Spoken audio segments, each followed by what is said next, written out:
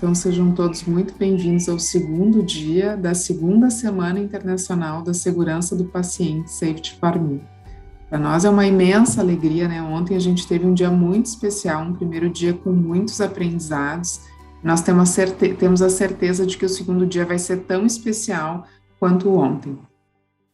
Estamos aqui já com todos os nossos painelistas para falar sobre sistemas e práticas de medicamentos. E antes de a gente dar início para a nossa sessão de hoje, eu queria convidar o Carlos, que é nosso patrocinador, a BD, nosso patrocinador, que está tornando esse evento possível para poder fazer uma fala. E já antes disso, já te agradeço pela tua presença e todo o apoio que vocês têm nos dado, Carlos. Muito obrigada. Oi, Carol, boa tarde a todos. Eu quem agradeço. Ontem foi um dia super especial para nós por estar aqui com vocês e hoje não vai ser diferente. Então, o nosso time do outro lado está acompanhando, super feliz com tudo que está sendo contribuído. E aí o meu papel mesmo aqui é dar voz para toda essa equipe que está aqui, time BD, engajado no Safety for Me. Então, muito obrigado a todos. Eu vou dar continuidade à nossa conversa de ontem. Estávamos falando sobre o acesso vascular, então eu vou compartilhar a minha tela. Quem esteve conosco ontem, lembra que eu parei aqui, né? Que continuaríamos essa conversa. Então, porque ontem eu disse aqui na nossa fala que existiam problemas relacionados à terapia intravenosa, aos acessos vasculares. Porém, eu não disse quais eram esses problemas. E aí eu nem vou entrar na infinidade de possíveis complicações ou problemas que existem. Eu vou falar dos principais. Tá? Então, quando nós olhamos o acesso vascular como um todo, alguns possíveis problemas que muitas vezes podem ser evitados, eles acontecem. E pode acontecer por uma infinidade de variações, sejam por aquelas que eu comentei ontem, práticas, ou pelo perfil do paciente, ou pelo nível de conhecimento dos profissionais. Então, quando nós segmentamos esses acessos, eles podem ser aí uma complicação, né, pequena. Eu vou falar pequena. E aí eu vou estar falando, poxa, aquele paciente que estava com acesso periférico que perdeu. E eu gosto de fazer uma pergunta para reflexão. Perdeu por quê? Poxa, perdeu o acesso só por perder ou perdeu o acesso porque ele não era o melhor indicado para aquele paciente? Em que momento nós esquecemos de olhar o todo desse paciente que tem a necessidade da terapia intravenosa? Então, quando nós olhamos os acessos periféricos, e aí é o maior pool de pacientes dentro de um hospital com acesso periférico, né? Muitos acessos são utilizados todo dia, o dia inteiro. Então, nós precisamos ter uma atenção muito, muito redobrada para esse dispositivo, porque aquele deslocamento de um dispositivo é um fator de complicação. Poxa, o paciente botou o catéter de manhã, à tarde ele perdeu. Mas faz sentido esse catéter sair do local em tão pouco tempo? Ou, poxa, o paciente estava recebendo uma vancomicina e um acesso periférico e acabou desenvolvendo uma flebite. Poxa, mas por que que teve essa flebite? Ou quando nós pensamos aqui no... Eu vou trazer de novo, igual ontem, o paciente oncológico. Muitas vezes é aquele paciente que começa o tratamento com uma rede venosa incrível. Ao decorrer do tratamento, essas veias vão se extinguindo. E aí ele tem um catéter. É o catéter para finalizar ou para dar continuidade no tratamento, no protocolo, e os profissionais acabam esquecendo de realizar o manejo adequado. E aí eu estou falando de um flush, por exemplo, realizar ali o flush como é recomendado. Não é feito, o paciente tem obstrução, perde o catéter. E aí? Às vezes é a linha da vida que esse paciente tem, e por uma falta de um cuidado, ele acaba perdendo. E aí uma complicação que nós consideramos, principalmente quando nós falamos de medicações vesicantes, de fármacos vesicantes, são os extravasamentos. Então, olhar o extravasamento e olhar um plano terapêutico em que o catéter faça parte desse processo de seleção é extremamente importante, porque o extravasamento é sim um fator que pode aumentar o tempo de permanência desse paciente dentro de uma instituição, pode aumentar os fatores de descredibilidade da assistência por esse profissional, porque causamos um dano nele. Então, é extremamente importante. Quando nós trazemos essa conversa para o centro, olhando infecção, de novo, falamos dela ontem e hoje não é diferente. A infecção de corrente sanguínea associada aos catéteres centrais, ela deixa todo mundo de cabelo em pé. Então, em 2015, nós tivemos, aqui no Brasil, quase 33,5 mil casos de infecção de corrente sanguínea associadas a catéteres venosos centrais. Então, por que que esse número é tão alto? Por que que essas infecções existem? Onde estão as falhas do processo? Porque essas falhas impactam o paciente, impactam a família. Eu tive o prazer de bater um papo com o Dr. Salvador e nós falamos do tempo, né? Poxa, um paciente, às vezes, com infecção de corrente sanguínea associada a um catéter central, ele pode aumentar em quase 20 dias o seu tempo de internação para tratar essa infecção. Eu entrei lá para tratar um problema e ganhei outro, fiquei mais tempo. Então, olha aqui como as coisas se conectam e tudo isso vai impactando na jornada desse paciente, na experiência, não só dele, como da família. E quando nós falamos para a instituição, existe um custo, né? Um custo que aqui tem uma variação, e aqui é um valor muito, muito pé no chão, e esse custo pode ser muito maior a depender da gravidade do paciente. Então, é extremamente nós termos um olhar muito, muito redobrado para essas complicações, sejam nos catéteres periféricos, sejam nos catéteres centrais, como uma forma de melhorar a experiência desse paciente com a terapia intravenosa. Porque parece redundante, mas são problemas que podem levar o paciente a ter uma morbidade ou uma mortalidade. Então, aqui nós tem um estudo que foi feito no Brasil que mostra aí uma taxa de mortalidade dos pacientes com infecção de corrente sanguínea associadas a catéter de até 40%. Então, é um número muito alto, e que nós precisamos ter atenção para resolver estes problemas. E como? Amanhã nós vamos falar mais. Amanhã tem mais um pouquinho para falar o como que nós salvamos vidas com o catéter. O catéter tem um papel extremamente importante e amanhã nós continuamos essa jornada, amanhã nós continuamos essa prosa com vocês. Muito obrigado a todos por esse tempinho. Carol? Obrigada por nos trazer mais informações sobre isso. Eu agradeço de novo a BD por estar tornando esse evento possível. Eu também quero agradecer a ONA, a Patient Centricity Consulting e a Sobraço pelo apoio, são grandes parceiros nossos. Então, dando sequência aí à estrutura estratégica da OMS para a medicação sem dano, nosso segundo dia hoje é para falar sobre sistemas e práticas com medicamentos. Quando a gente fala sobre sistemas e práticas com medicamentos, a OMS definiu 4 pontos-chave, que é a liderança e governança, prescrição, preparação e dispensação, administração e monitoramento do paciente e monitoramento e avaliação. E hoje nós estamos com 3 convidados, o nosso painel está super internacional, porque a gente tem Brasil, Portugal e Estados Unidos aqui para compartilhar experiências sobre esse tema, para nos trazer também mais informação, mais conhecimento sobre isso. E eu queria convidar para falar um pouco mais sobre sistemas e práticas com medicamentos, a Caterine, em primeiro, aqui, para nos contar. A Caterine é mestre em Ciências da Saúde pela PUC, aqui do Rio Grande do Sul, e hoje ela atua como head de operações da Non Harm, lá em Portugal. Então, Caterine, seja bem-vinda. Esse espaço de fala agora é teu, por favor. Tá bom? Muito obrigada, Carol. Eu primeiro gostaria de agradecer o convite ao Dr. Salvador, a Safety for Me. É um prazer para mim estar falando aqui de um assunto que eu adoro, sou apaixonada desde sempre. E vou compartilhar um pouquinho com vocês, então, do que já vivi com isso e da onde estamos com relação à farmacovigilância. Deixa eu só compartilhar a apresentação aqui.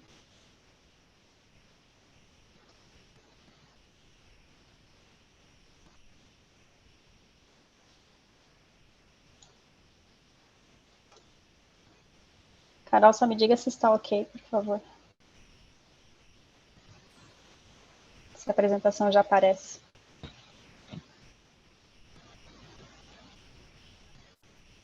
Tudo ok, Caterine. Tá bem. Obrigada. Pronto. Então, como a Carol já falou, meu nome é Caterine e eu hoje trabalho aqui em Portugal, já faz uns anos, trabalho com projetos de pesquisa em saúde pública e segurança do paciente e também sou head de operações da Knowhar. Então, vim falar um pouquinho de farmacovigilância dentro de um contexto de monitoramento e avaliação do uso de medicamentos, né? E aí, dentro da mandala da Organização Mundial de Saúde, eu hoje, especificamente, vou falar um pouquinho mais sobre os sistemas e práticas do uso seguro de medicamentos, como eu falei, do monitoramento e avaliação. Mas se a gente for ver, a farmacovigilância, ela se enquadra em todas as outras partes da mandala. Então, ela é uma ciência super específica e com uma atuação muito importante dentro de um contexto de uso seguro de medicamentos. Quando a gente fala em reporte de pacientes, a gente está falando de farmacovigilância. Quando a gente fala de reporte de incidentes e aprendizado, a gente está falando de farmacovigilância. E quando a gente fala de qualidade e segurança no uso de produtos, a gente está falando de farmacovigilância. E aí eu gostaria de apresentar um pouco um contexto histórico, então, ao longo dos anos, como evoluiu essa ciência da farmacovigilância, né? Eu começo a minha linha do tempo em 1978, mas a farmacovigilância, as ações em segurança do medicamento começaram muito antes disso, mais ou menos 200 anos antes disso, né?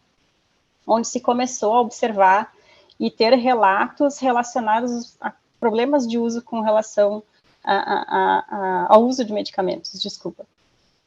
Inclusive, teve uma publicação que foi um start com relação à farmacovigilância, na revista The Lancet, sobre óbitos relacionados ao uso de clorofórmio, por exemplo.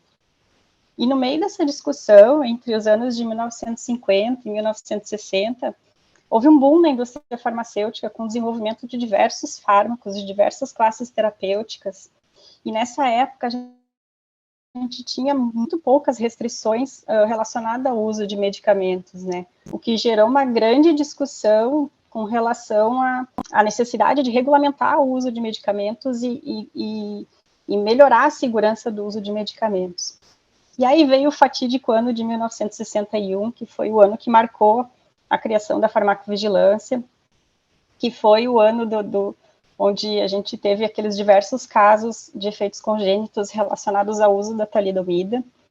E a talidomida, ela além de ser utilizada como antiemético, e que acabou atingindo, então, a questão das gestantes que usavam o medicamento com essa aplicação, mas ele tinha diversas outras indicações, e aí se percebeu, assim, a falta de regulamentação que existia no uso de medicamentos, na produção e registro de medicamentos, e também a necessidade do monitoramento pós-comercialização, né, no momento que estava no mercado para uso das pessoas. E aí, então, que a gente chega nesse ano de 1978, alguns anos antes disso, ainda tiveram algumas assembleias na Organização Mundial de Saúde para discutir esse assunto. E em 78, então, é criado o Uppsala Monitoring Center, aonde acontece, então, é a central, digamos, mundial, aonde as informações estão concentradas e os sinais de alerta e o monitoramento acontecem de uma forma global. No Brasil, a farmacovigilância começa a aparecer em meados dos anos 90, e em 1998, o Ministério da Saúde começa as primeiras ações em farmacovigilância a partir da publicação da Política Nacional de Medicamentos, onde a gente já tem nela escrito, então, sobre o uso racional de medicamentos e sobre a farmacovigilância. Em 1999 foi um grande marco, que foi a criação da Anvisa, da nossa agência regulatória, e a partir disso foi a Anvisa que então ficou responsável pela farmacovigilância no Brasil. Em 2001, o Brasil torna-se membro da Organização Mundial de Saúde, se eu não me engano é o número 61 ou 62 de membro, e a gente integra, então, o Programa Internacional de Farmacovigilância, e, enfim, sediado na Anvisa, temos o Centro Internacional de Monitorização de Medicamentos. A partir desse ano, então, começam ações da Anvisa para que se tenha uma melhora no exercício da farmacovigilância no país. E em 2002 foi criado um projeto de hospitais sentinela, acredito que muitos que estão aqui participaram desse projeto, aonde houve um incentivo, então, e a preparação dessas instituições de saúde, de profissionais da saúde, para captação e notificação de eventos adversos e queixas técnicas. Nesse caso aqui, a gente fala mais até no início desse projeto, na questão de reações adversas. Depois eu vou falar um pouquinho mais sobre isso. E o projeto foi um sucesso. Eu tive o prazer de participar do projeto a partir de 2003, e aí que começou a minha caminhada na farmacovigilância, junto com o Salvador, lá no Hospital da PUC. E em 2004, com o sucesso, então, do projeto dos Hospitais Sentinela, começou o projeto das farmácias notificadoras. Então, esses foram alguns marcos importantes ao longo do desenvolvimento da farmacovigilância no país. Quando a gente chega em 2009, ainda foi publicada uma RDC, onde acaba por envolver os detentores de registro na farmacovigilância, que até então a gente não tinha representação da indústria farmacêutica como detentora de registro no trabalho e nas ações de farmacovigilância. Então, a gente fecha um ciclo, né? Então, a gente tem uma agência reguladora, a gente tem os profissionais de saúde envolvidos e a gente tem as indústrias farmacêuticas também. Isso tornou a discussão muito mais qualificada e a gente obtém informações melhores e discute elas de forma mais eficaz, digamos assim, né? Essa RDC foi revogada em 2020, o que dá, então, a caracterização das boas práticas em farmacovigilância. E em 2013, a gente tem o Programa Nacional de Segurança do Paciente, em que uma das metas de segurança é a meta de uso seguro de medicamentos, né? Onde a gente quer melhorar a prescrição, o uso e a administração de medicamentos. E aqui, a partir desse ano, acaba se configurando de uma forma mais madura a questão da notificação de eventos adversos. E aí eu estou falando aqui de farmacovigilância, enfim, mas eu gostaria de esclarecer um pouco a questão do conceito do que é farmacovigilância. Porque eu acredito que para muitos profissionais a farmacovigilância, como eu disse anteriormente, ela é muito vinculada à questão das reações adversas. E, na verdade, a farmacovigilância é uma ciência que identifica, avalia, compreende com o objetivo de prevenir efeitos adversos ou qualquer problema relacionado ao uso de medicamentos. Ou seja, quando a gente fala em qualquer problema relacionado ao uso de medicamentos, significa que a gente não está tratando só de reações adversas. A gente trata, então, de reações adversas, de queixas técnicas, de inefetividade terapêutica, de uso off-label, ou seja, se eu tenho uma prescrição de uso off-label de um medicamento, é importante a gente conhecer qual é o efeito que esse medicamento prescrito de forma off-label está causando naquele paciente. É importante tanto negativamente quanto positivamente, né? Porque como ele não foi aprovado para uso daquela forma, é importante que a gente conheça como ele está atuando no momento que ele é feito, que ele é aplicado para essa forma, né? De outra forma. A gente fala dos erros de medicação, que são os eventos adversos, né? E que começou a evoluir muito mais no momento que a gente teve o Programa Nacional de Segurança do Paciente, das intoxicações, ou seja, quando eu tenho doses maiores, como é que isso se comporta, né, com relação aos eventos adversos e às reações que o paciente vem a ter. E uma outra questão que eu acho muito importante, que são as interações medicamentosas, né, porque algumas coisas a gente tem descritas em bula, mas no momento da vida real, quando a gente coloca em uso, e eu já tive a oportunidade de vivenciar isso, assim, de interações que realmente causaram efeitos negativos no paciente, isso tem que ser notificado, porque isso é fonte de conhecimento, né? E por que isso? Porque nos ensaios clínicos, a gente tem uma restrição muito rígida dos pacientes que são incluídos no estudo, né? Então, a gente não tem pacientes com outras comorbidades, com outros medicamentos, digamos que é uma seleção muito limpa. E tem diversos indivíduos de população que não são incluídos também. Geralmente, nos ensaios clínicos, gestantes, idosos, crianças não entram. E no momento que a gente coloca esse medicamento para o mercado, muitas vezes eles vão acabar sendo utilizados nessa população. A exemplo disso, por exemplo, foi o início da vacinação contra a Covid, né? Então, os primeiros estudos não incluíam idosos, e os idosos eram a população-alvo. E a gente pode dizer que o tempo de duração de um ensaio clínico ele é muito reduzido em comparação com o tempo de vida que esse medicamento vai ter no mercado, né? Não quer dizer que o ensaio clínico não tenha tempo suficiente, não é isso. É que no momento que a gente coloca para comercializar, para utilizar no mercado, esse medicamento vai durar por muitos anos, né? E quando a gente coloca, então, e aí entra a questão da pós-comercialização, quando a gente coloca, então, esse medicamento no mercado, a gente está expandindo, a gente está diversificando a sua aplicação. Então, a gente vai ter pacientes com comorbidades, com doenças, com alterações genéticas, com outros medicamentos em uso, de populações que não foram estudadas e, por vezes, vai acabar entrando nessa questão do uso. E aí, sim, que a gente vai ver como ele se comporta na vida real, entre aspas, né? Por isso, a importância da gente continuar acompanhando. E é importante dizer que a farmacovigilância não acontece só no pós-comercialização, mas sim já na obtenção de registro.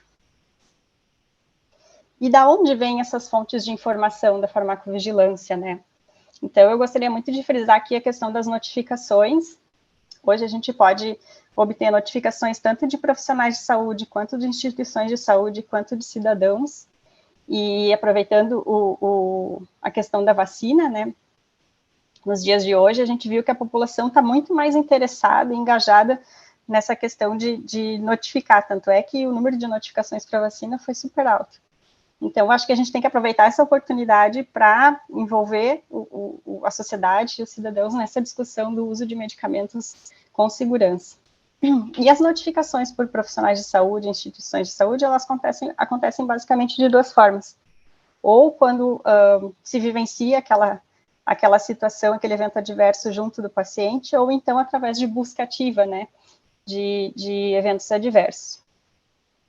Há outras duas fontes de informação, então, que chegam para a gente, que são os relatórios que os detentores de registro fazem, e isso vai chegar nas mãos da Anvisa, e a partir dessas informações, eles vão conseguir trabalhar isso e fazer informes e relacionar com outros dados, enfim, e os relatórios com dados mundiais, já que nós fazemos parte, então, como membro da Organização Mundial de Saúde, do Centro Internacional de Monitoramento em Farmacovigilância.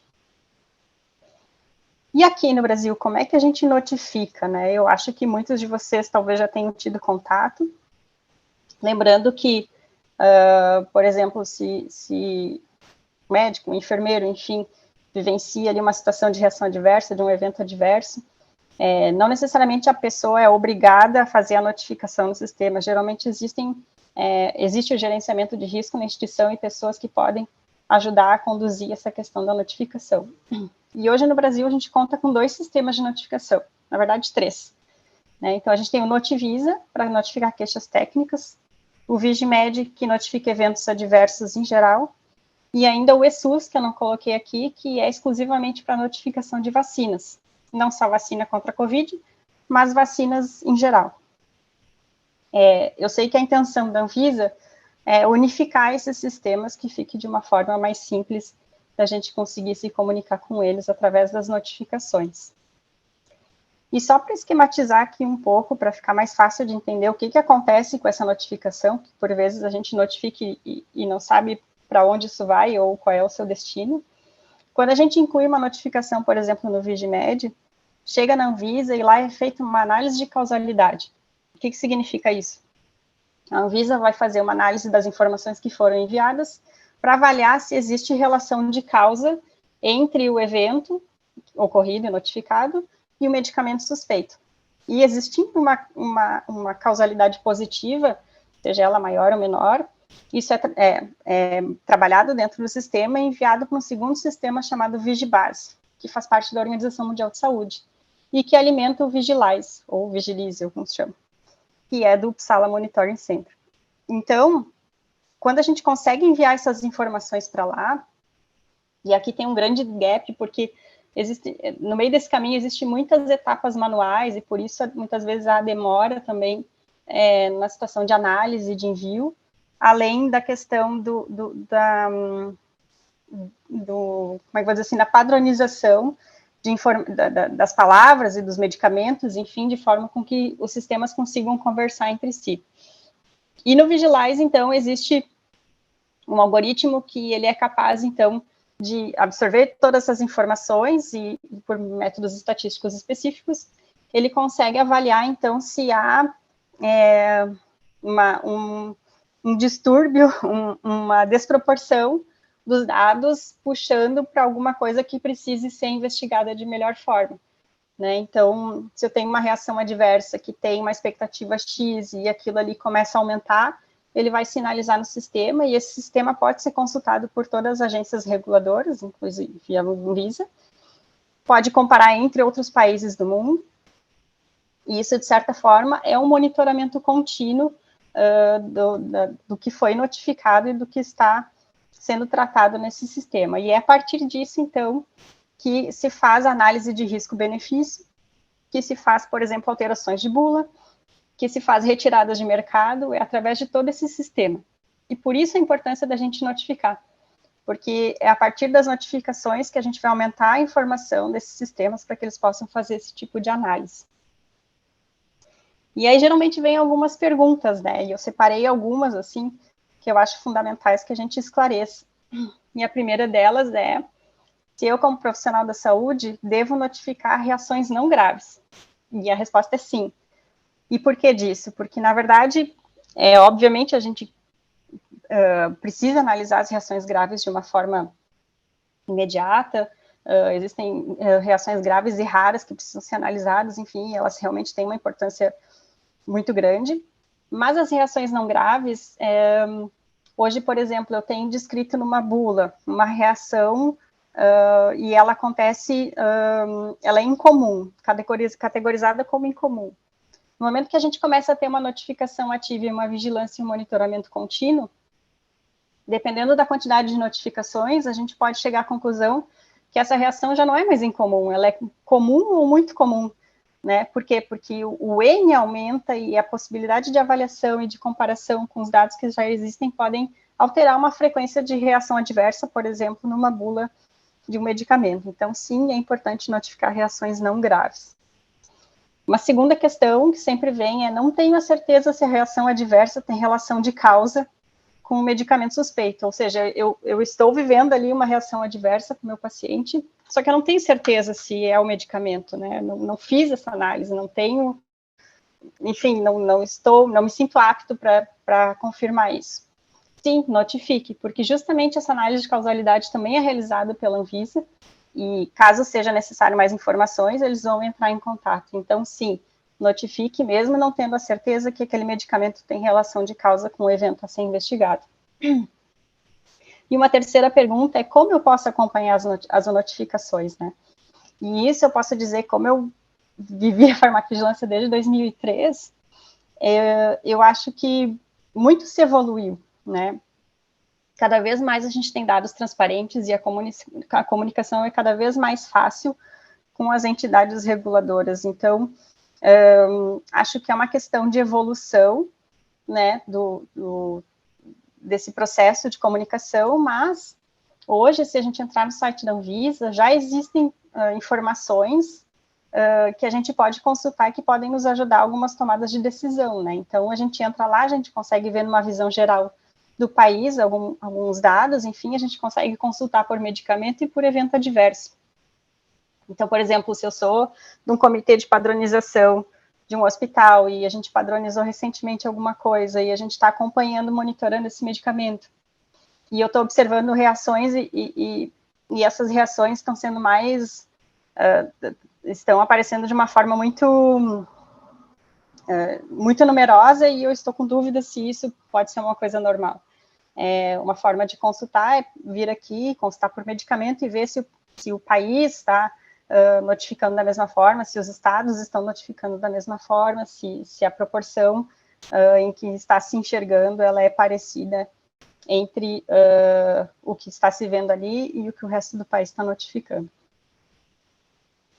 E aí eu posso dizer, assim, que, do meu ponto de vista, os desafios que a gente tem hoje, 2 dos maiores deles é envolver e educar o cidadão, né, para participar do uso seguro de medicamentos. E, que nem eu falei antes, a vacinação contra a Covid trouxe à tona toda essa discussão, e eu acho que é uma oportunidade muito valiosa da gente fazer essa educação do cidadão a partir do que está acontecendo agora e de forma com que ela perdure, né, para que a gente cada vez mais esteja mais maduro para discutir com o cidadão a respeito, quando eu falo cidadão, falo paciente também, a respeito da farmacovigilância. Engajar e capacitar profissionais para que eles se sintam mais confortáveis e mais próximos da farmacovigilância, né? Nas perspectivas, como a gente estava falando ali um pouquinho antes também, a questão da transparência de dados. Então, é muito importante que os dados estejam acessíveis a todos, né? Para que a gente também possa tomar decisões a nível local a respeito do uso seguro de medicamentos.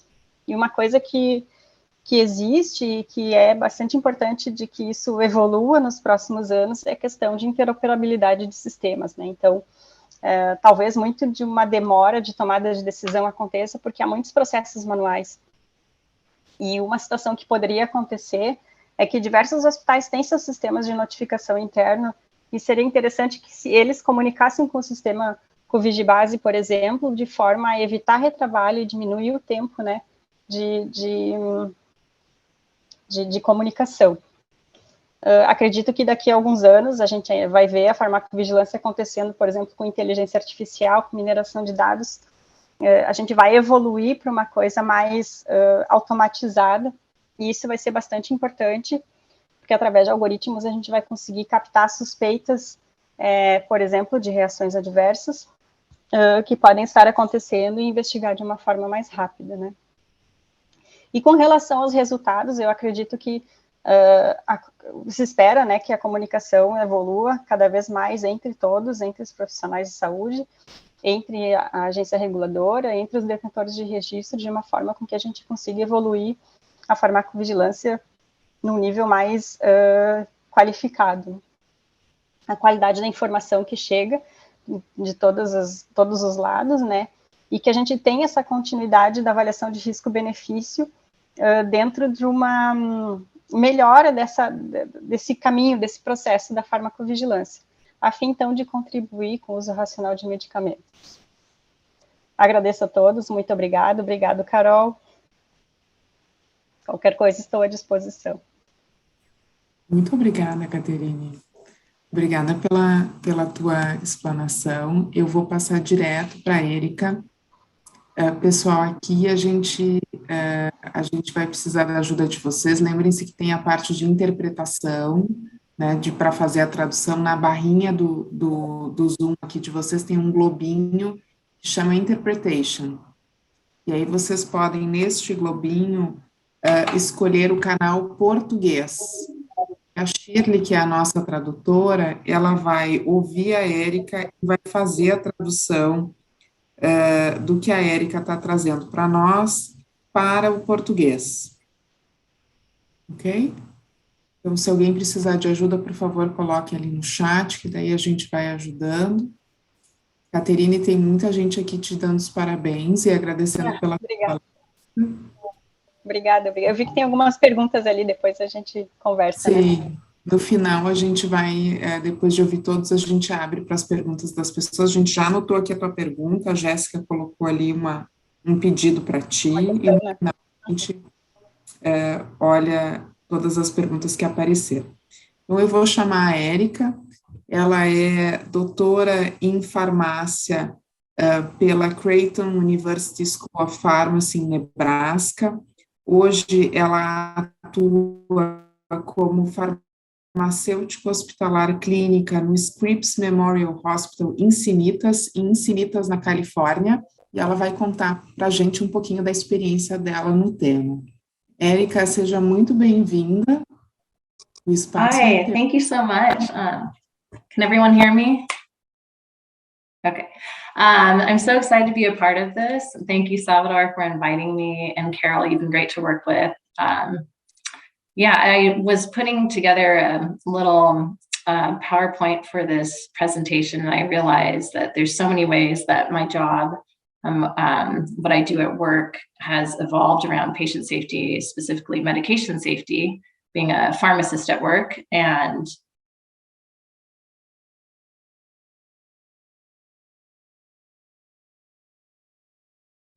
Érica, o teu microfone ficou no mudo. oh, okay. Can you hear me now? Sim, sim. Okay. Should I start over, or did everyone hear that? Acho que tu estava bem no comecinho da tua fala. Okay. Okay. And so I wanted to just shed some light on my experience. I hope you find this interesting, what I do every day. Not an all-inclusive list of medication safety at my practice, because that list is very expansive, but I decided to focus on the main ones that I touch every day. So I'm going to share my screen right now. And let me know, can everyone see that screen? Can you see that, Carol? Sim. Okay. So a little bit of introduction to myself. I've been working for about 15 years as a clinical pharmacist at my hospital. I had a little bit of experience in the retail. For us, that's like the retail pharmacy that you see on the street. And then I switched over to clinical pharmacy in the hospital. I've been there ever since. Little bit background to myself. I'm able to live about 10 minutes from work, which is great. I have a wonderful home life, a new baby at home, 3 little kids at home. So I really love my work balance life, being a clinician, using that part of my brain, but also being home as a mom, which I love. So I love my profession. I'm very excited to be a part of it. Board certified in geriatric pharmacy, which is very helpful in my setting, which is mainly adult acute care hospital. And fun little fact, where we are situated on the coast, we can take a 5-minute break, walk down, see the coast and the beach, get refreshed, and then go back to work because, as you know, hospital work can be very stressful. So it's nice to have that little break and refresh and come back to work. All right. So I broke down my presentation to hospital pharmacy, the medication safety, which is the main pharmacy medication safety measures. So everything we do in the dispensing area of the hospital. The medication administration guidelines. This is really for pharmacists and nursing. Pharmacy operations, what we do as a unit, as a pharmacy entire unit, and how we operate.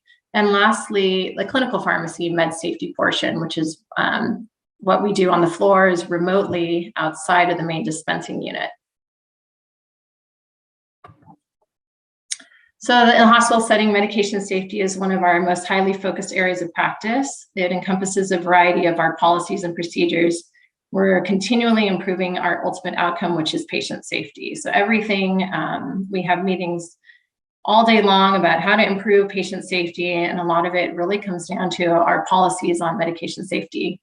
My setting is a community hospital. We're based in the coastal city of Encinitas in California, and we're one of 5 hospitals in our system. So we share the same protocols and policies across a system. And so we are united in our system, but then we practice independently as in the 5 different hospitals. So here with the main pharmacy medication safety measures. So when the emphasis is main pharmacy. So this is everything we're doing behind the scenes in our main pharmacy, the dispensing unit. So the first one on the list, the high alert medications requiring a pharmacist and nursing independent double checks. So at work, any medication that is deemed as high alert, this is going to require 2 pharmacists to double check it and 2 nurses to double check these. This is either at the bedside or in the dispensing unit in the main pharmacy. This will include, and I'll just list the ones that we have at work: anticoagulants, thrombolytics, chemotherapy, concentrated electrolytes, insulins, narcotic infusions, any neonatal or pediatric medications. Anything neonatal pediatric requires a double check. Paralytics, like neuromuscular blockers for our intensive care units. So to help with these high alert medications, in our Epic is our computerized physician order entry system. This is everything we use now. We are paperless, so everything goes into an order entry system, and pharmacists, we verify every single order that comes through. And to ensure safety with these high alert medicines, we have standardized order sets for the prescribers to use. We use standard concentrations for all of our IV medications in Epic. And in the dispensing unit for these high alert medications, we have stickers and auxiliary labels. So insulin is a sticker, chemotherapy has a sticker, paralytic agent sticker, epidural use only, high alert drugs, high dose, all of those require specific stickers. Second on our list, the hazardous medication list and the associated hazard levels. We use low, moderate, high hazard levels. This will correspond to how we handle these, how the nurses handle them, which type of gloves to use. Can they use plain surgeon gloves? Do they have to use chemo gloves? How they dispose of these medications, which bins do they dispose of them in? We have certain destructing bins depending on the hazard level. And then of course, hazardous level for the nurses that are administering these medications. So to do this, we affix the stickers to these medications to alert the nurse at the bedside how they should be handling these medications before giving them to the patient. And then how they dispose of the wrappers or how they dispose of the medication after. Transdermal patches and the MRI, this is third on my list. This one, we just have a policy, a strict policy, remove all patches, no matter what type of patch. If any patch is found on the body, we remove all of them prior to putting in our MRI, because we know that serious burns will occur if we do not remove those patches. So as a policy, that's what we changed that more recently.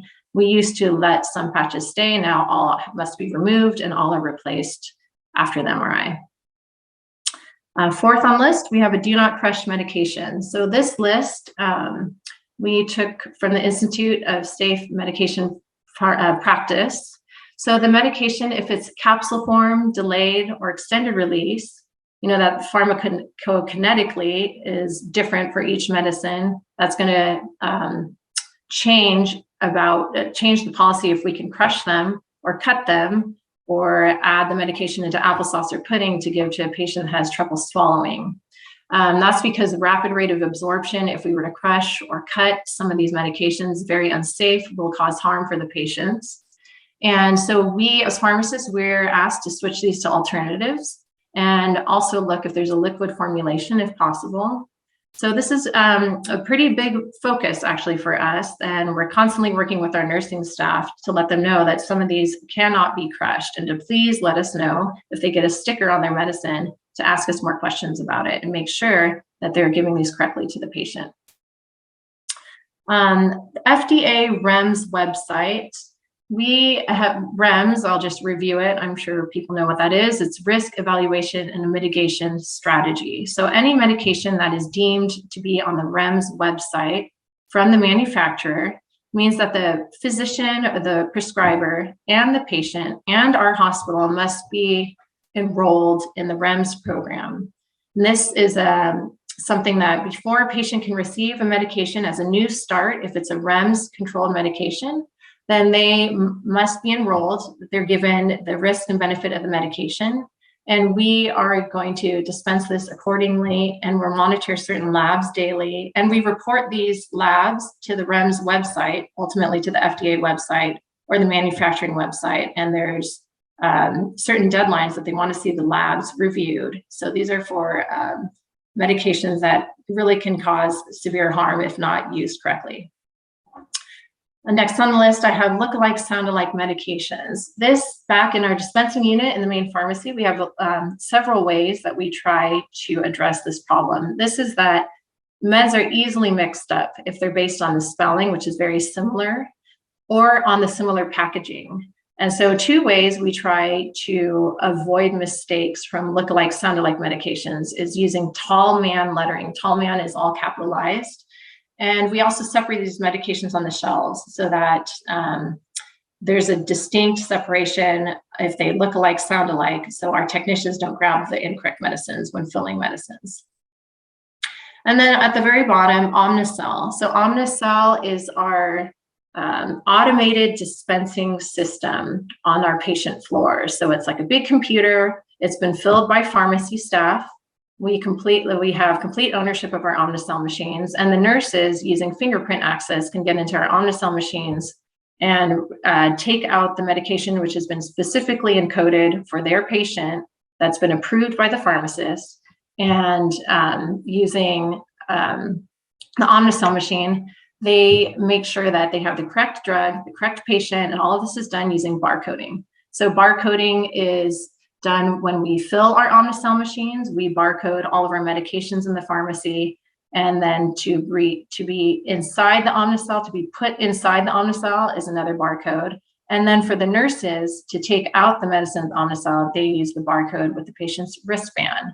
So all barcodes must pass, must be green before the medication reaches the patient. Medication administration guidelines.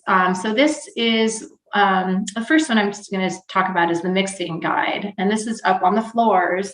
So now we're putting a little bit of the autonomy into the nurses when they're mixing medications. So there's a specific set of medications that we will allow nurses at bedside to pull from our Omnicell machines, and using good aseptic technique, we're allowing them to reconstitute these at the bedside and push these medications into patients. And so these guidelines help them with the rates of administration and also anything that they need to look for and exactly how to reconstitute it, if it needs normal saline, if it needs sterile water for infusion, if it needs dextrose, lactated ringers, whatever it is that they choose the correct reconstitution and correctly mix these. So this, like I said, it gives the nurses autonomy at the bedside in mixing the IV medications, but it also is reinforced by us as a pharmacist, making sure they're following safety protocols to make sure it's done correctly and accurately. Second on this list, the management of anticoagulants and antithrombotics for neuraxial and peripheral nerve procedures. So this is a procedure we have in place. It's a list of any anticoagulant and any antiplatelet, the timing of when we need to hold these before surgeries or procedures, and the timing of when to resume these post-surgery. Thirdly, the prevention and management of non-antineoplastic medication extravasations. I know Carlos had spoken earlier as like this is a very big area of focus. For us, it is as well. So non-antineoplastics are non-chemotherapy medications. Chemotherapy medications, we have our own set of guidelines if those extravasate. Very serious complications from that, and we have antidotes. This is for the non-antineoplastic medications. Like was listed by Carlos earlier, vancomycin, a big one. What happens? What do we do when we have an extravasation? So we're constantly reinforcing to our nurses to let us know if anything happens instantly, call us, message us. We're going to come take a look at it, and we're going to let you know if because of the serious issues of pain or necrosis of the tissues, we need to be told when this occurred and which medication. So we help the nurses look for whether it's a heat or cold compress, which one to apply. It does depend on if it's a vesicant or irritant. And in some cases, which of these medications actually need an antidote. We carry 3 antidotes in the pharmacy. Surprisingly, a lot of my day, I get a lot of nursing questions. This happens quite often. So this does coincide with Carlos's point that this does happen all too often here in the US as well. So we're the source of education and trying to tell the nurses, and we're always looking at why did this occur? What could we have done to prevent it, and what to do when it happens? Fourth on the list, the children's IV reference. Another this is a big area for us because we are not a children's hospital. We have a local children's hospital that we use all of their IV references. So a handful of years ago, we decided to be standardized with their concentrations because we were using our own mixing guides, and then if an error were to occur, it's a devastating error. So because that would happen, we decided to go in line only with the children's hospital and use only their IV references. So we have their IV guidelines, we have their IV concentrations, and we have their IV administration rates. So every time we get a pediatric or a NICU order, we take extra time with those. We double check them, we double check references, make sure we find a reference from a good study. If we find that, and then we get 2 pharmacists to always double check those medicines. We have our own hospital guide IV guidelines. This is a very comprehensive list for the majority of our IV medications. It's how to administer them, at what concentration we compound them, our rates of administration, any particular monitoring parameters we need to know, or the nurses or the physicians need to know and watch for. And the last part of this is which units or which level of care can administer them. So we have areas of the floor where they're not allowed to use titratable medications. Another area of the floor where they can titrate drips. The ICU, the nurses can titrate their own. They have more autonomy from the physician. Other floors, they do not have autonomy and they must get fixed rate administrations. So these IV guidelines are in place to let nurses know they can access these and they can see if they can administer this medication to that patient on their floor. And then the very last point here, the latex drugs. So because of our latex allergy population, we have a website, very comprehensive website. It goes by the NDC of any IV medication. And all of these vials we can look at now, we can look them up in our website and we can determine if they have latex and there's stoppers on the top. If they do, we have a process of how to pop off those tops and how the technician has to do aseptic technique with those medications, make sure no latex has entered into the medication at compounding.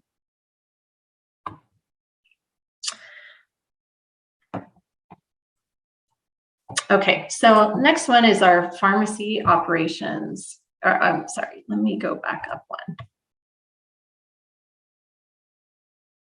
Sorry, this one,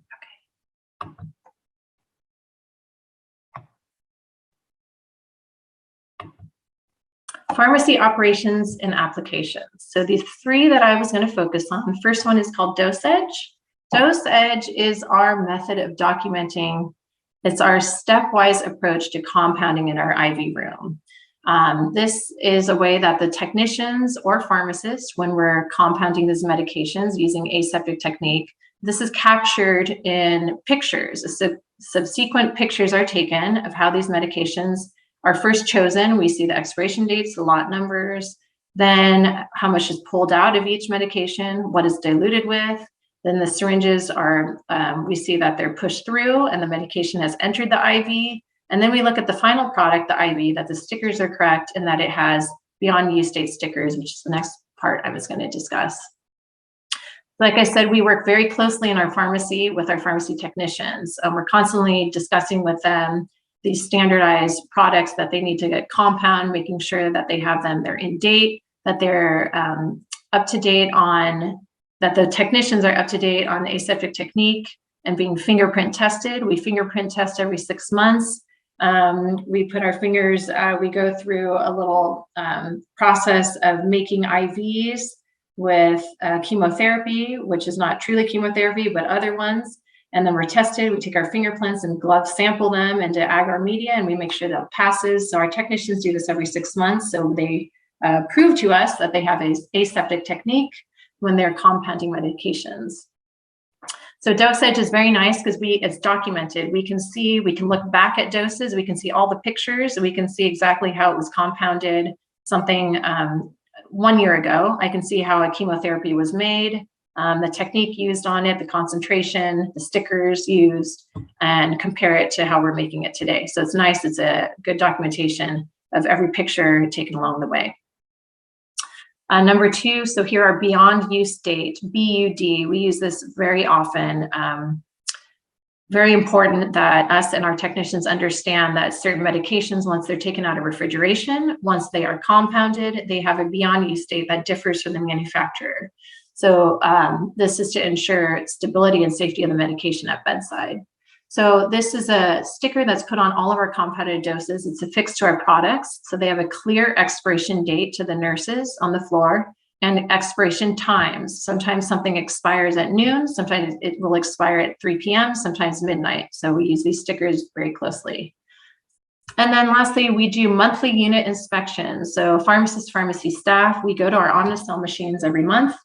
And we make sure that these Omnicell machines are loaded correctly with narcotics. So we first make sure our count looks correct because we're auditing our narcotics daily. We make sure that anything expired has been removed. And we also make sure that anything that needs to be discarded has been discarded for the nurses. Clinical pharmacist, so really I was just speaking a lot on the dispensing area, the main pharmacy. Now moving towards clinical pharmacist, med safety practice. So what I really do on my clinical shift every day. And I just chose a handful here, 1, 2, 3, 5 things that were important. The list goes on and on of really what we do, but this is just a little area of focus I decided to take. So The newest one we have a guidance now for pharmacist interventions to reduce patient falls. Fall in the hospital is a big ding, big red alert. We get audited for falls. So a big change now has been, we now monitor based on a score that a patient receives when they are admitted in the hospital. They get a score. And now with this score, if it's high, then now part of my screening every day is looking for ways to intervene and prevent fall. So we identify any contributing factors. Our contributing factors are going to be advanced age, if they have a risk of hypoglycemia, like they're diabetic, if they're on sedating medications. So we look for drugs that can increase falls. And the list would be, I'm looking for anticonvulsants, antidepressants, antihypertensives, antipsychotics, benzodiazepines, and opiates.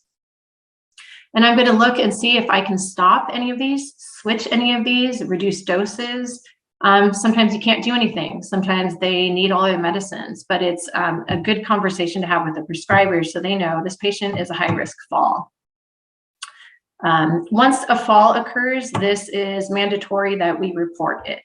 So these all get looked at during the year, and we're looking for preventative ways to stop or decrease our amount of patient falls and see if it's medication related. Number 2 here, patient chart reviews. So daily, we're combing through our patients that we have on our floors, and we're looking for many, many things. But big ones, we're looking for accuracy in the dosing of their antibiotics. We're looking at any renal disease that we're dose adjusting for renal and liver disease. We are double checking for drug-drug interactions. Our computerized system, Epic, already does that for us, but there are ones that even we know to look at specifically for dose changes, not exactly a drug interaction, but something needs to be reduced if they're on another medicine to prevent a drug interaction from occurring. So we're looking at which drugs that we modify doses for that. And we're looking at appropriateness of the medications. This is what we're looking for. When I say appropriateness, we screen what they were on before. So they're prior to admission medicines. And then we look at what they were admitted on, all their medications, and we reconcile those. And we make sure that doses coincide, doses look the same. Here is a big point of where we find lots of errors. We find the patients actually should not be on some of these medicines before, but they didn't understand they should stop. Patients should not be taking something that has a drug interaction, but they've been taking it. And so screening this chart review and looking at their medicines prior to admission gives a lot of insight. What antibiotics they were on for cellulitis that they came in on that failed. Well, we document that. They failed on a cephalosporin, so let's try something stronger while they're hospitalized.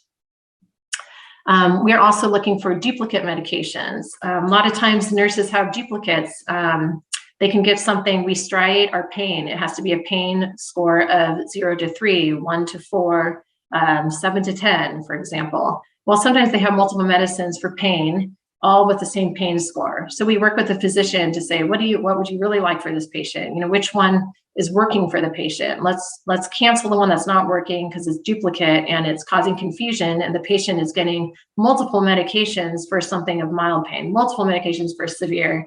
And what is really working? We don't know. So we need to get rid of duplicates. We also report this and record duplicate errors. It's a big area of focus right now. And we take the prescriber's information down every time we see it, and we see how these have gone all the way to the patient's profile, trying to prevent duplicates. Black box warning monitoring. So black box warning, I would think everyone's familiar with that. What that is, it's a drug with a black box warning, has a side effect that may cause serious injury or death. So these medications have the most serious side effects that a medication can possibly have. And because of this, there's certain labs we monitor for any black box warning medication. We enter this into a database, and we monitor closely, checking that all the pertinent labs are being checked every day or weekly, and we ensure that it's still appropriate to give this medicine. Next one, discharge education and MTM pharmacy. So I want to explain MTM pharmacy is medication therapy management. This is relatively new for us. It's been in the handful last 5 years that it's really been mainstay, that for our Medicare reimbursement to the hospital, we must have MTM pharmacists on staff at the hospital. And they have a specific set of guidelines that they follow every day, which now we do every day in our practice.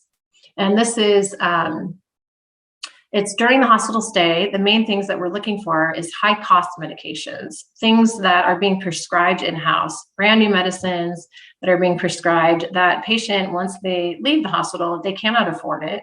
They don't pick up their prescription, they don't start it, or they stop taking it because it's expensive, that first fill. And so before we get to that point, which is causing readmissions, and readmissions within 30 days, our Medicare reimbursement will not be granted to the hospital. So we're very highly focused on readmissions. So MTM pharmacists, by looking at this, we're hoping to prevent that. So what we do is when we find out, we screen. For example, I will take the medicine Eliquis. So we have a patient on a blood thinner. We see that someone is on Lovenox, which is the sub-Q injectable formulation of it. Well, we see that they've started this for a new blood clot.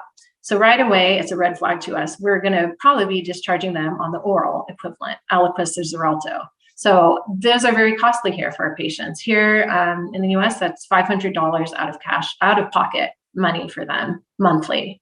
So what we do is we help on that end. We have a prior authorization that we work closely with insurance, and they push through these medicines to their insurance and make sure that they understand that the insurance understands that this is medically necessary for the patient. So now we're kind of reaching out to outpatient therapy and making sure that even though it's adult acute care, that by the time that they leave the hospital, they can afford these medicines. We have coupons we give them to reduce the cost. And if we find out that it's a $500 medicine and they're not going to be able to afford it, then we have to switch it. And we will switch it to, as everyone probably knows, Coumadin or warfarin, the very inexpensive $4 medicine that anyone, I shouldn't say anyone, but that is much more affordable than $500. And even though those have their own set of side effects and more monitoring and lab monitoring and diet monitoring, sometimes that's the only medicine the patient can afford. So the MTM pharmacists were involved with that.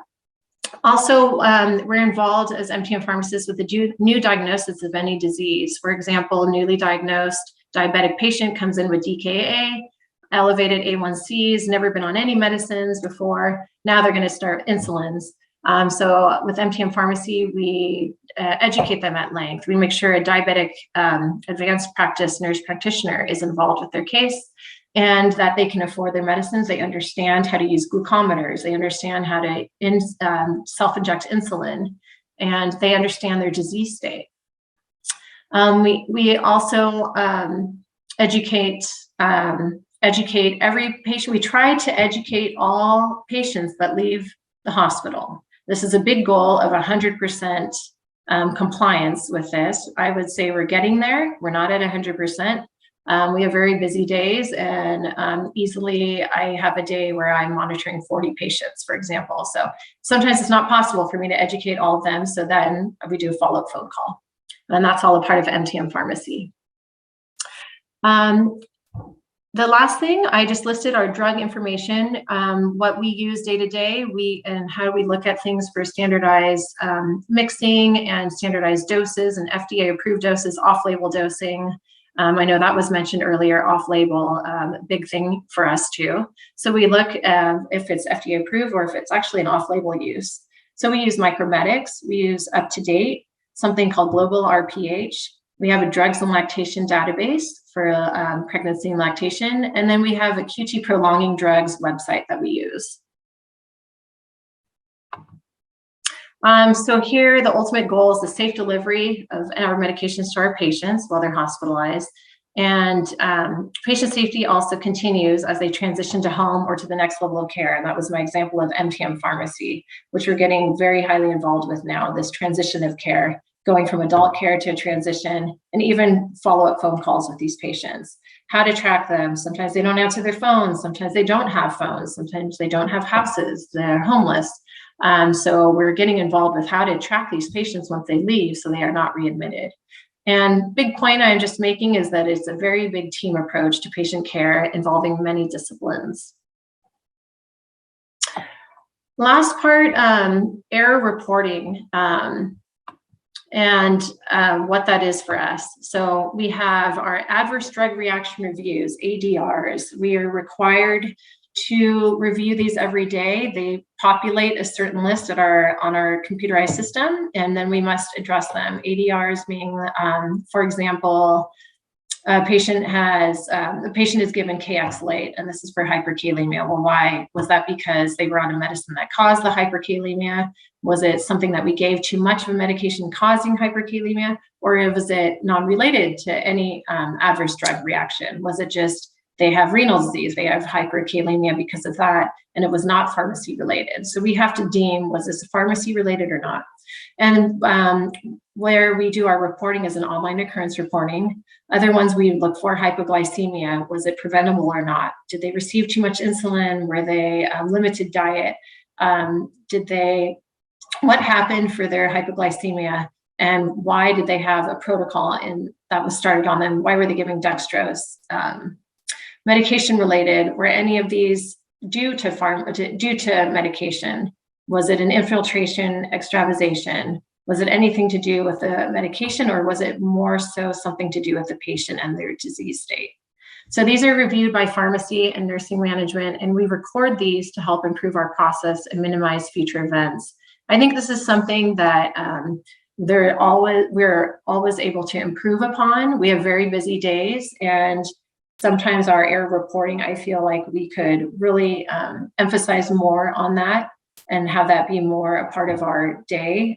Right now, it is a big, important part, but I know our numbers need to improve on how we report those. So we know they're going on. We're constantly educating the nurses and the physicians, like this has happened, this is what we recommend, but are we capturing it into our online occurrence report? I think we aren't capturing as much as it's really going on, and I think we could improve on capturing that.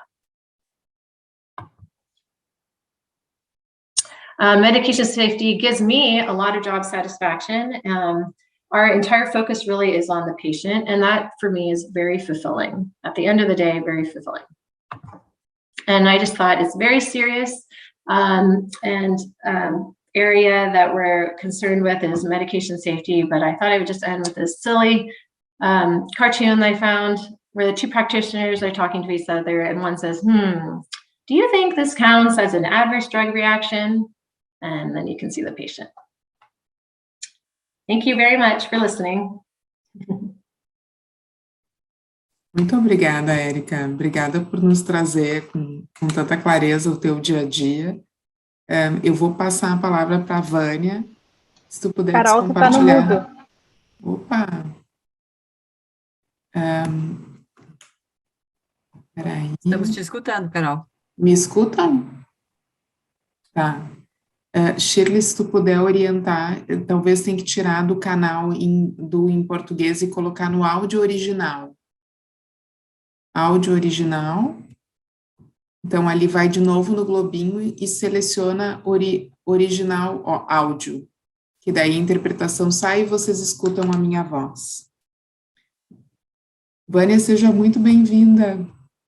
A Vânia é enfermeira, mestre em Medicina e Ciências da Saúde pela PUC e superintendente assistencial e de educação no Hospital Moinhos de Vento. É um prazer te ter aqui conosco. E eu já passo a palavra para ti, para tu poder nos contar um pouquinho a experiência de práticas seguras dentro do Hospital Moinhos de Vento. Obrigada, Vânia. Muito obrigada, Carol, pelo convite, né, pela Safety for Me, pelo Dr. Salvador. É muito bom eu reencontrar aqui a Caterine, que já trabalhamos juntos no Hospital Moinhos de Vento, projeto Paciente Seguro. Prazer em ver a Érica falando também, e ao colega Carlos, né, e ontem também excelentes palestras. Então, coube a mim falar um pouco sobre a questão da liderança e da governança dentro da prática segura da cadeia de medicamentos. Eu sou enfermeira de formação, mas amo o tema medicação, né, e tenho um pezinho na faculdade de farmácia, na disciplina de farmácia há muito tempo, então tenho bastante orgulho e gosto demais do tema, né, porque ele sempre vai nos levar ao cuidado seguro do paciente. A primeira consideração que eu quero trazer é que as instituições têm que pensar os seus sistemas, né, obviamente dentro das estratégias mundiais, né, e a OMS, assim, é muito bacana da gente enxergar a preocupação, né, com anos temáticos, isso reforça nas instituições e dá espaço para discussão, né, como esse momento que a gente está tendo aqui agora, mas é importante que na declaração de cada instituição, a instituição possa já trazer isso, né, porque acaba trazendo as diretrizes da alta direção para toda uma instituição. Então, o Hospital Moinhos de Vento, na sua revisão do planejamento estratégico, coloca o cuidar das pessoas integrando saúde, pesquisa e educação como grande propósito, e já declara o quanto que qualidade e segurança devem fazer parte e são o dia a dia e o foco do cuidado para todos, né? Quando a gente vai olhar quádruplo aim, agora o quíntuple aim, né, que o colaborador também precisa ser olhado, bem como o paciente, como seus familiares, né, que todos precisam estar seguros nesse sistema.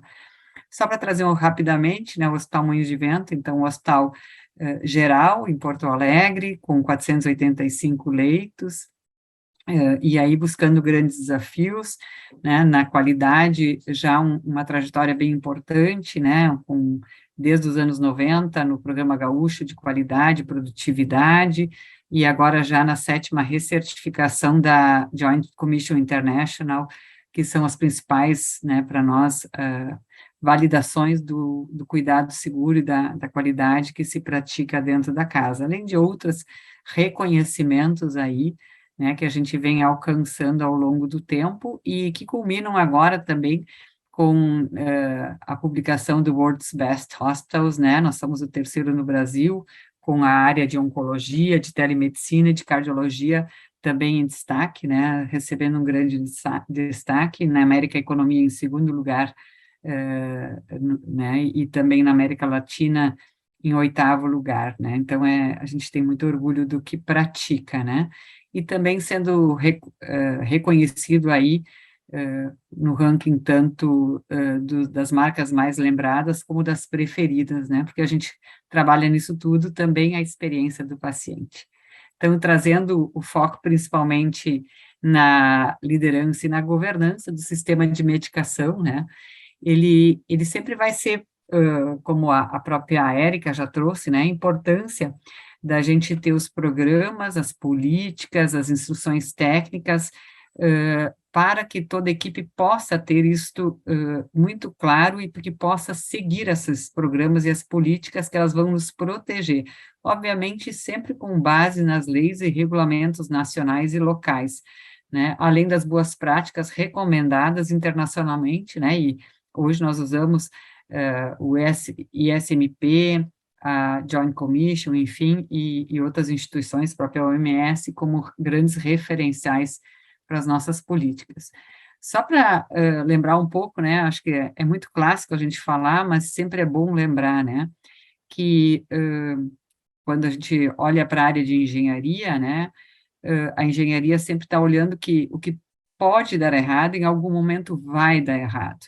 Então, se precavem com inúmeros sistemas aí de redundância para que realmente não chegue em nós, né, nos seres humanos, aí algum erro, né, evitável.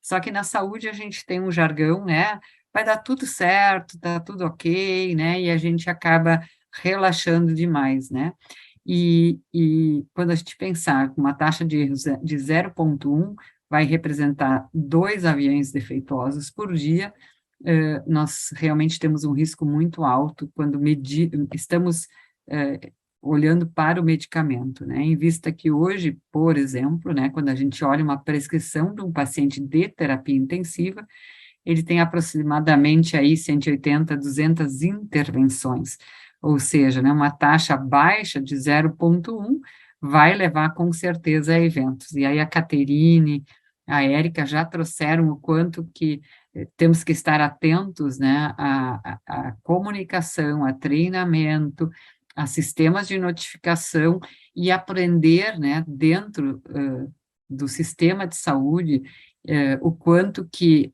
a gente precisa também compartilhar o que deu errado e como a gente pode aprender com os outros. Por isso que eventos como os de hoje são tão importantes, né? A gente precisa aprender um com os outros, o que um hospital, uma situação que ontem foi inclusive trazida uma situação aqui de Porto Alegre, né, que ocorreu, a gente precisa aprender e olhar para dentro das instituições para que não se repita na mesma instituição, porque os processos estão desenhados para que realmente tenham barreiras, mas as pessoas, e a gente falando agora, especialmente nessa época pós-Covid, o burnout, né, a falta de pessoas, tem levado as equipes a estarem muito estressadas e a chance de eventos acaba se multiplicando, né? Dentro do ciclo de assistência farmacêutica, né, e aqui na presença de duas farmacêuticas, né, fica até complexo uma enfermeira falar, mas na ótica de um hospital e de uma instituição de saúde, a base da seleção é extremamente importante, né, porque o processo todo vai se dar sempre pela seleção de medicamentos, né, que vão estar disponíveis para aquele corpo clínico fazer a prescrição. E essa escolha, essa seleção, ela tem que estar muito alinhada com o perfil da instituição, e o perfil de uma instituição muda, né? A gente tem um exemplo agora do Hospital Moinhos de Vento, que na cidade teve uma alteração de hospitais deixando de atender a área materno-infantil, outros fechando parcialmente, e o Hospital Moinhos de Vento, um hospital geral, que era com foco na população adulta, de repente teve um crescimento enorme de pediatria, e já tinha uma tradição na pediatria e em oncologia, mas cresceu em outras áreas também. Então, o quanto que toda a área da farmácia, desde a seleção e todas as áreas, tiveram que se adequar e reolhar esse perfil de pacientes. Assim, bem como foi durante o Covid, né, o quanto que nós tivemos que reprogramar a quantidade de certos tipos de fármacos, né. Então, para isso, nós temos uma comissão de farmácia terapêutica, que ela vai incluir novos itens a partir da identificação de novas tecnologias no mercado, que demonstrem superioridade em relação aos que já estão padronizados, ou uma outra entrada é o próprio corpo clínico credenciado, que também vai trazer necessidades, e aí a comissão de farmácia terapêutica tem um outro papel, é de validar se faz sentido ter à disposição esse medicamento, porque a gente sabe também, né, que é impossível termos acesso a todos os medicamentos pela questão do estoque, do custo de um estoque. Então, hoje a gente trabalha na nossa instituição com essas grandes entradas, né? E, além disso, também vai ser avaliada a relação dos aspectos técnicos e financeiros, obviamente, de uma solicitação de padronização. Na sequência, vem a questão da programação, né? A programação, ela é extremamente importante para que a gente garanta lá na ponta a disponibilidade, mas também sempre olhando essa programação em relação à questão de sustentabilidade da instituição. Nós não podemos fugir disso, mas, ao mesmo tempo, né, tendo a garantia de que a gente não vai ter falta de medicamentos. Depois eu vou falar dos desfechos, até não trouxe, né, hoje nós monitoramos, mas a gente tem um indicador de acompanhamento, onde a gente avalia o quanto que nós temos de compras de urgência, né, e aí com muito orgulho a gente olha que já faz mais de 2 anos que a nossa taxa de aquisições de urgência são muito baixas. Então, mostra o quanto que esse sistema está eficiente. Quando a gente vai falar de aquisição, que é a próxima fase, né, considerar além do custo fornecedores validados, né. Ontem a colega trouxe o exemplo de eventos que ocorreram, né, com medicamentos que havia uma fragilidade em relação aos fabricantes, aos fornecedores, e o quanto que isso impacta depois na terapêutica dos nossos pacientes, né? E, obviamente, também armazenamento, transporte, tempo de entrega, criticidade do item, né, que devem ser observados. O armazenamento, né, um item bastante crítico hoje pela dificuldade, né, dos espaços que nós temos dentro dos hospitais, enfim, né, hoje a gente tem uma atenção muito importante à questão de temperatura, umidade, inclusive teve uma alteração recente da portaria, né, da RDC 360, agora para 304, quer dizer, da 304 para 360, falei invertida aqui, né, devendo também se considerar barreiras, né, relacionadas a medicamentos de alta vigilância, como a Érica trouxe agora há pouco, os eletrólitos concentrados, os medicamentos look-alike, sound-alike, e medicamentos sujeitos a controle especial, né, os da RDC 448 de 98, né, enfim, né, e também organizar o sistema que a gente realmente, que os que vencem primeiro saiam primeiro, né. E, finalmente, chegando aí na dispensação, né, e aí para a qualificação, né, para a segurança do processo, né, cada vez mais, e a Érica já abordou, a individualização, a unitarização, né, para que a gente tenha a segurança maior na dispensação, para dispensar o medicamento certo, da forma certa e a mais pronta possível para cada paciente, né, evitando aí a manipulação, desvios, enfim, dentro desse sistema. Né, trazendo aqui, né, o que eu falei um pouco, né, toda a cultura de segurança que a governança tem que já comunicar, isso faz parte da alta direção, ter os pontos críticos mapeados, né, os fatores humanos, né, que eu falei agora, um dos que a gente tem observado muito burnout, os afastamentos causados até pelo próprio Covid, né, levando a equipe presente a se desgastar. Só trazendo um exemplo, né, nós adicionamos no hospital mais de 80 pessoas vagas, para que a gente desse conta desses afastamentos que chegaram aí no pico do Covid este ano em janeiro, da Ômicron a 120 pessoas, né? A educação constante da nossa equipe, dos pacientes, mas aqui eu estou falando do próprio sistema, né? A educação constante da enfermagem, né? A Érica também trouxe o quanto que a enfermagem tem dúvidas e a proximidade do farmacêutico clínico próximo das equipes faz a diferença, né? E os processos e as tecnologias que nos ajudam nessas barreiras, né? Hoje nós temos uma organização dentro do hospital que separa toda a parte, então, da área de suprimentos e de farmácia clínica. A farmácia clínica está ligada a mim, que sou a superintendente assistencial, e com isso ela está dentro e junto a toda a equipe assistencial, né? Então, nós temos uma farmácia central, 11 farmácias satélites, 21 dispensários eletrônicos e uma equipe de 29 farmacêuticos clínicos, fazendo aí 24 horas da assistência farmacêutica e garantindo que nenhuma prescrição seja dispensada antes, então, da validação farmacêutica. Aqui, então, sob um esquema, né, desde a padronização, prescrição, aprazamento, validação do farmacêutico, a dispensação, o preparo e a checagem à beira do leito. Hoje, no Hospital Moinhos de Vento, a gente trabalha, então, com a checagem em 100% à beira do leito, que é, né, a última etapa, realmente, para garantir que o medicamento certo, na dose certa, no horário certo, na preparação correta, na via certa, cheguem ao paciente. E tudo isso com os monitoramentos aí que a Caterine e que a Érica já trouxeram, né? E as perguntas, né, da equipe multiprofissional, né, como é que nós vamos olhar esses desfechos? Como é que eu monitoro se todo esse meu desenho, se as minhas políticas, meus protocolos estão realmente trazendo desfechos seguros e adequados dentro do que nós esperamos, né?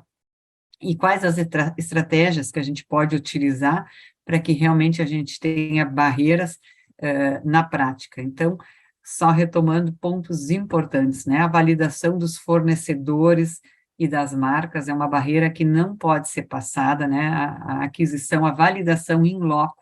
Uma questão é você fazer a análise dos documentos, a outra é realmente fazer a validação na fábrica, né? As diferenciações nos armazenamentos, né? A Érica já falou bastante sobre isso, os alertas, né, informativos e impeditivos da prescrição e dispensação, né, a gente tem trabalhado muito com esses alertas para o corpo clínico, né, cada vez fechar mais, cada vez ter mais informações para que o profissional se sinta também, que ele também seja protegido pelo sistema que existe de prescrição.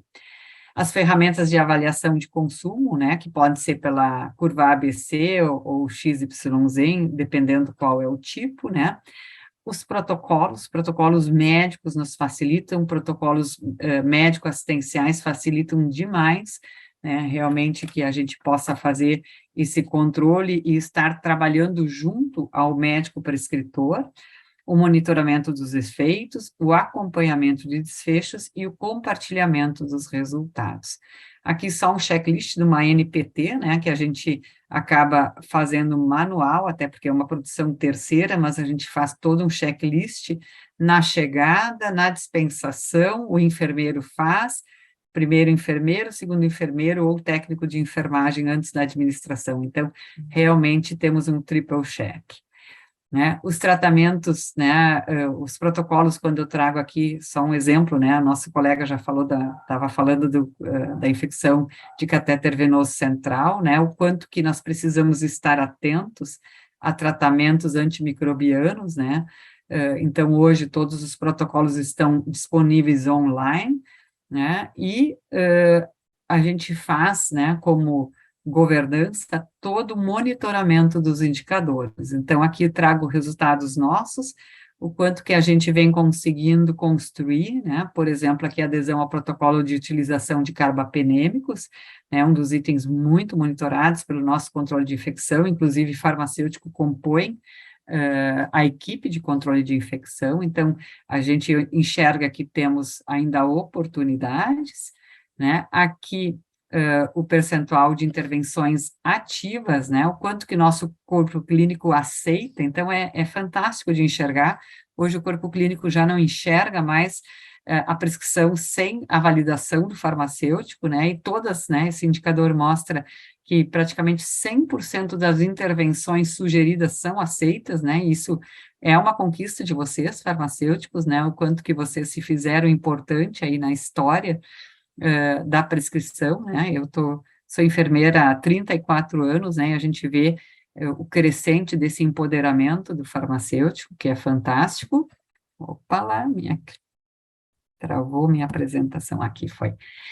E aqui, a densidade dos erros no processo de medicação, nós trabalhamos desde 95 com a comunicação de eventos, né, uma cultura muito forte dentro do Hospital Moinhos de Vento. Essa semana um enfermeiro me falou que ele trabalhava em outra instituição e que ele ouvia falar que no Hospital Moinhos de Vento havia uma transparência muito forte dentro do processo assistencial e que lá se fazia o registro dos eventos, né, e que ele tinha receio de vir trabalhar nessa instituição lá no passado, que o quanto que ele hoje enxerga o quanto que a gente consegue melhorar. Então, aqui, né, o histórico, né, a gente tem esse histórico desde os anos 90, mas o quanto que é desafiador, né, a gente mede a densidade, a gente, quando eu olho o dado de maio, por exemplo, não é um dado verídico, nós estávamos no pico aí da Ômicron, e as pessoas muito novas não tinham a cultura da comunicação, né? Então, a cultura do registro do evento e girar o PDSA, aprender aonde estão nossos erros, faz a diferença, né?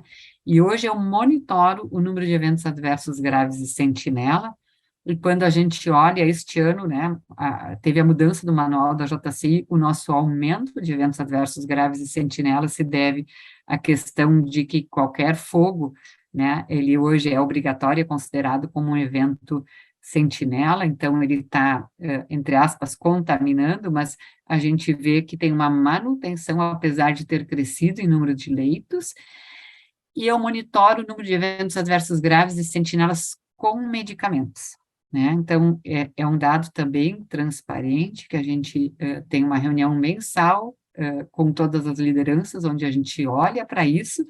E o que é importante é que a gente entenda que se as nossas medidas de bloqueio estão evitando ou não novos eventos daquilo que ocorreram, né? Se a gente bloqueia novos eventos. Então, em 19 nós tivemos 3, em 20 nós tivemos 8, em 21 tivemos apenas 1 e este ano nós tivemos 2. Né? E quando a gente entende, a gente olha muito a questão da educação, do turnover da equipe aí, neste último ano, né? eu agradeço, né, estou correndo um pouco pelo nosso tempo aqui, né, mas quero deixar essa reflexão aí final para vocês e agradecer aí a oportunidade em poder compartilhar um pouco do que o Hospital Moinhos de Vento faz e o que a gente busca aí no dia a dia para realmente trazer valor, gerar valor no cuidado do nosso paciente. Obrigada. Muito obrigada, Vânia. Coisa boa, né, a gente poder ouvir tanto conhecimento por perspectivas diferentes. O nosso muito obrigada a vocês três. A gente tem algumas perguntas e a gente sabe que a gente está um pouquinho além do tempo, mas a gente não queria deixar de aproveitar um pouquinho mais a presença de vocês aqui. E aí, Caterine, lá no início da tua apresentação, a Jéssica perguntou como é que ela trabalha num hospital e como é que ela pode notificar um possível evento adverso quando o paciente está em mais de um medicamento, né? Quando ele está tomando mais de um medicamento, o que tu pode trazer para ela em relação a isso? Obrigada pela pergunta, primeiro. Queria só aproveitar um minutinho para dar um alô para a Vânia, dizer que foi um prazer imenso trabalhar contigo, com as Moinhos de Vento, que eu tenho muito orgulho e sinto saudades. Então, só para deixar esse meu recado para vocês. E é a Jéssica, né? Jéssica. Jéssica, o paciente geralmente vai ter mais de um medicamento em uso, né? Então, cabe, e geralmente os profissionais que trabalham com farmacovigilância são farmacêuticos, mas a gente também encontra enfermeiros e médicos que fazem essa avaliação. Então, no momento de uma suspeita de reação adversa ou de um evento adverso, enfim, vou focar mais na reação adversa. Quando acontece uma reação adversa, a gente tem que fazer uma análise dessa prescrição e tentar avaliar quais medicamentos que podem estar envolvidos, por vezes vai ter mais de um, e isso na notificação pode ser sinalizado. Então, qual que é a tua suspeita? Não necessariamente vai ser aquele, mas enfim. E depois todos os outros medicamentos que o paciente está em uso. Isso faz parte da informação necessária para se notificar uma reação adversa ou um evento adverso. Enfim. Muito obrigada. Obrigada, Caterine. Eu queria também trazer uma pergunta para a Érica aqui, que chegou até nós. Érica, a gente queria saber um pouquinho como é que está desenhada a tua equipe de farmacovigilância, e se tu tem uma farmacêutica específica para fazer isso.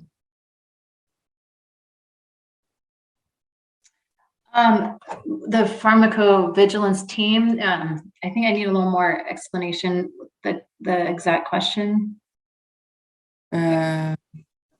Se tu tem alguém que faz especificamente esse monitoramento das reações de medicamentos, esse...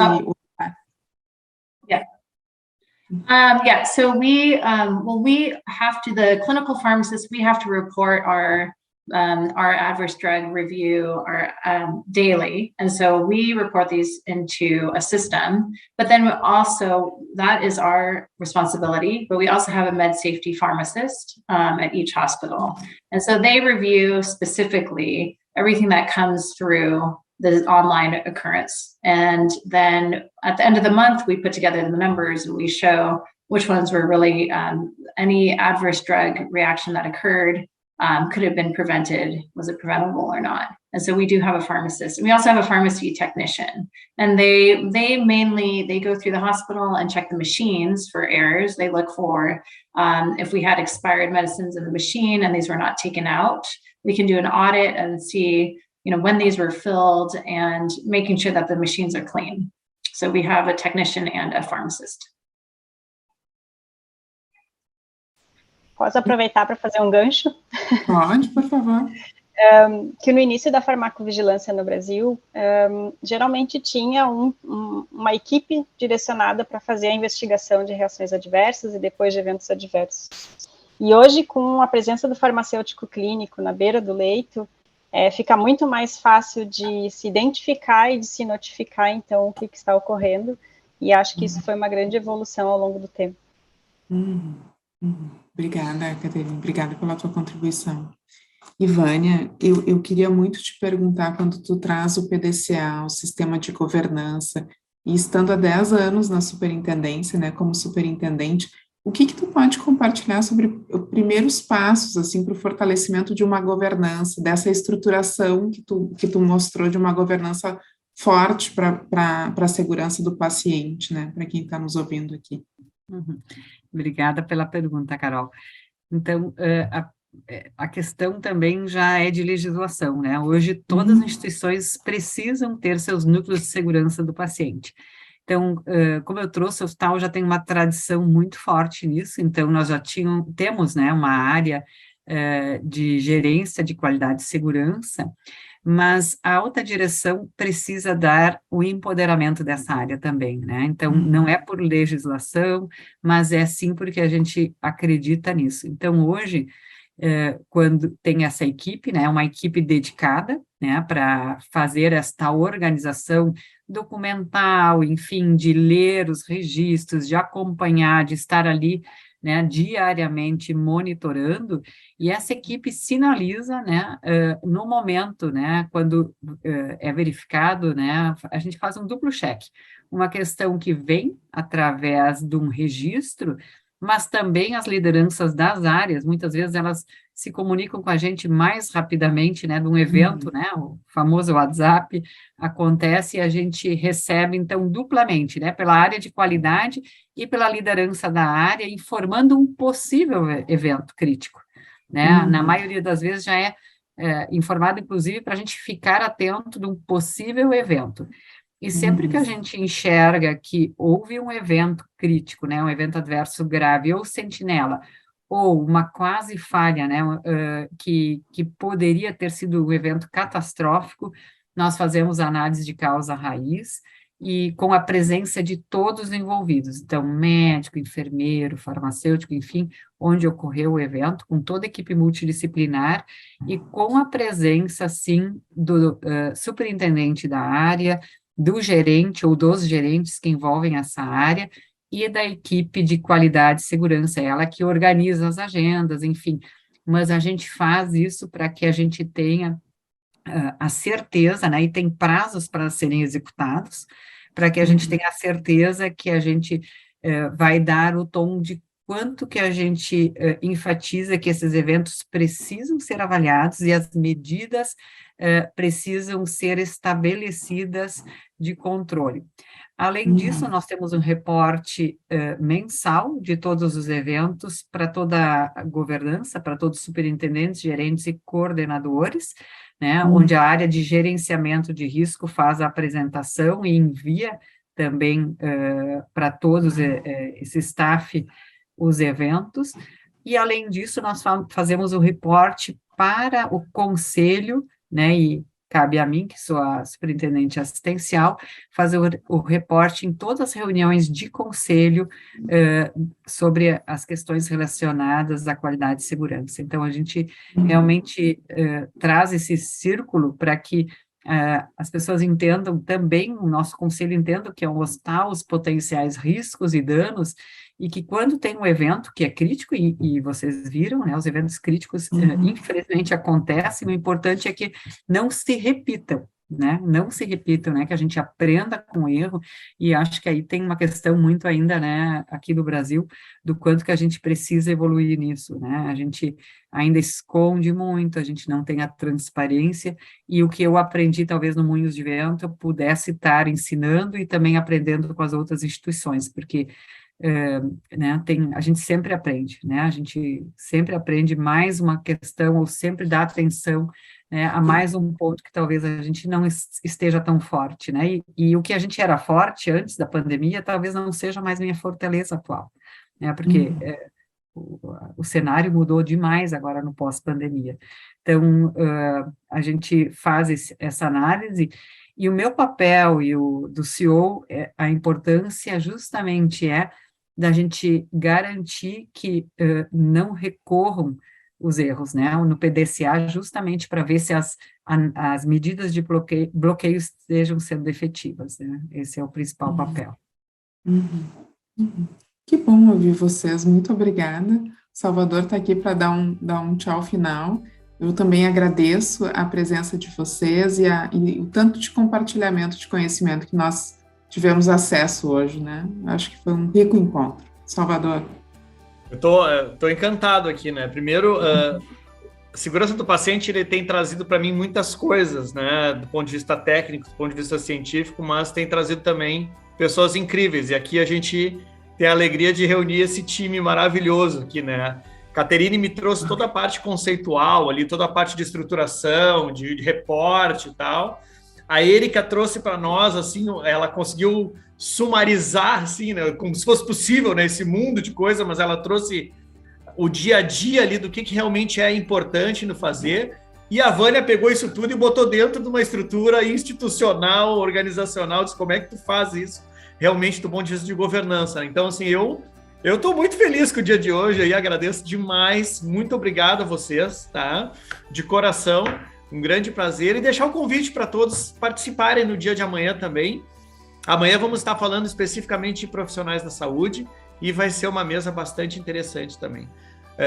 Convidados aqui da Sobrasp, da ONA, tem o Steve Barker também, que é de... O Steve Barker, gente, é legal falar para vocês, esse cara, Vânia, ele era piloto de avião antes de se tornar anestesista, olha que legal. Então ele traz todo... Imagina, né? O cara que vem da aviação e cai na saúde, diz, uau, que horror, né? Deve se apavorar. Mas, enfim... Convido todos vocês a participarem com a gente amanhã e agradeço demais a presença de todos. Queridas, um beijo no coração de vocês, muito obrigado e até amanhã.